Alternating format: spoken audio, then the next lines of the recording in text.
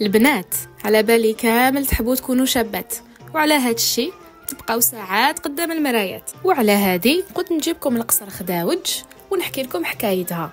يقولوا مسكينه نعمات خاطر كانت تشوف روحها بزاف في المرايه. قصرها تحفه من تحف المعمار الجزائري اللي قصوره ودويراته مفصلين قريب تفصيله وحده، نلقاو فيهم كامل الدريبه والسقيفه وسط الدار بالبيوت، السحين بالغرف والمنزه، بلا ما ننساو الخيامه والحمام.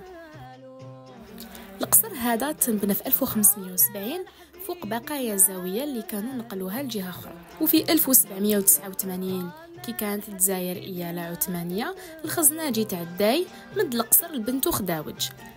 ناس الجزائر يقولوا خداوج كانت شابه بزاف، وترمو كانت تعجبها روحها، كانت ضل تشوف روحها في المرايه حتى واحد نهار تنعمات.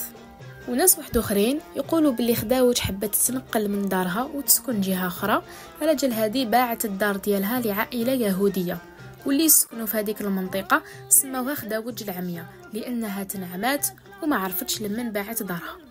اليوم القصر راهو عباره عن متحف وطني للفنون والتقاليد الشعبيه، وين نلقاو فيه الرسامين، الفخار، النحاس، الطرز، صنادق الجهاز تاع بكري اللي مرسومين، وبزاف حرف تقليديه للصنعه الجزائريه الاصيله. انا ريم، ما تنساوش تابونيوني وتابعوني على مواقع التواصل الاجتماعي.